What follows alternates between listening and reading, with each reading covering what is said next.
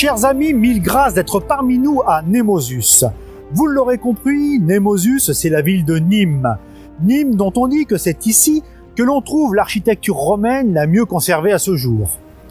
Nîmes, dont on dit également que les Romains ont construit un aqueduc de plus de 50 km pour alimenter la ville en eau pour leurs fontaines et leurs thermes.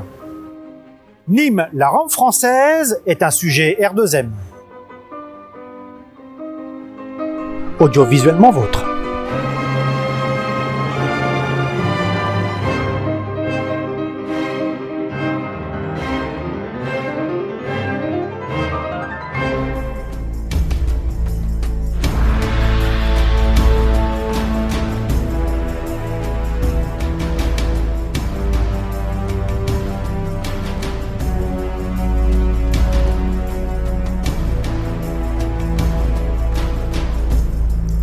Commençons par l'édifice le plus impressionnant de la ville, ses arènes, ou plutôt son amphithéâtre romain.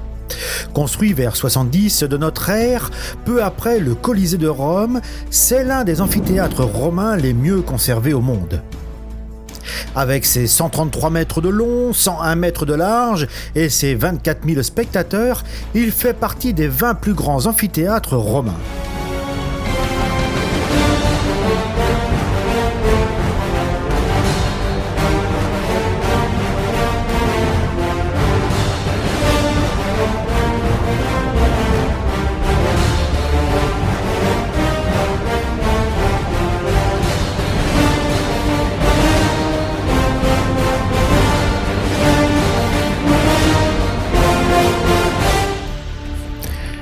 Traversons la place pour s'imprégner de l'esprit romain.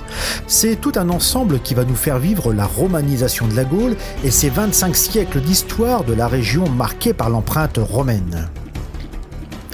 Nous y verrons entre autres la vie quotidienne, l'urbanisation à la romaine, l'art et l'épigraphie romaine.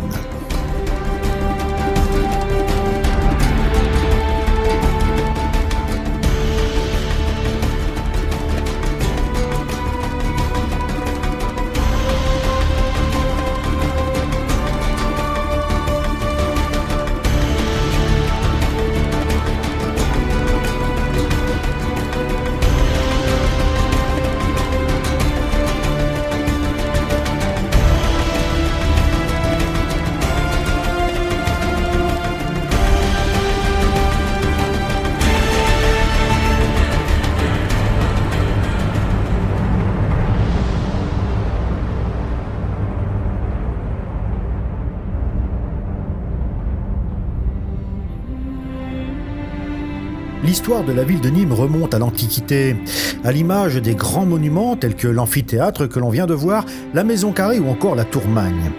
Poursuivons la visite de la ville par le sanctuaire de la Fontaine.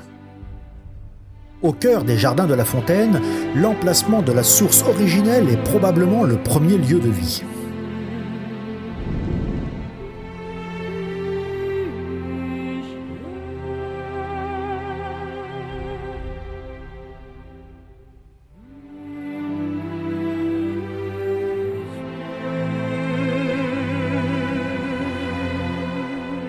Au fur et à mesure s'est installé un véritable sanctuaire, que l'on appelle aujourd'hui le temple de Diane.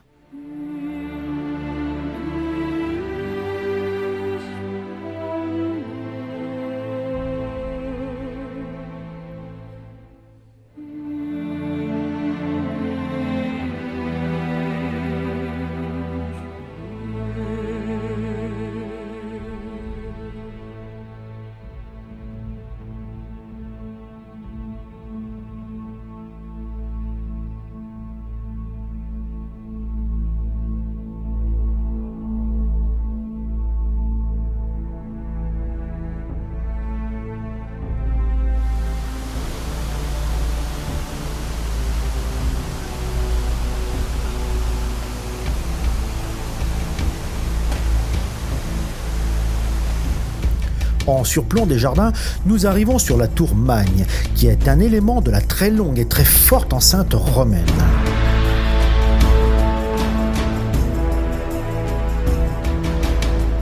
Tout d'abord haute de 18 mètres, elle fut rehaussée ensuite à 36 mètres.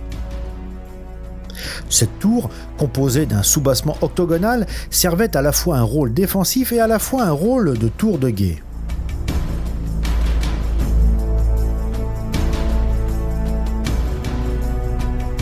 Et voici l'emblème de la ville, un crocodile enchaîné à un palmier, en référence à la soumission de l'Égypte à l'empereur Auguste.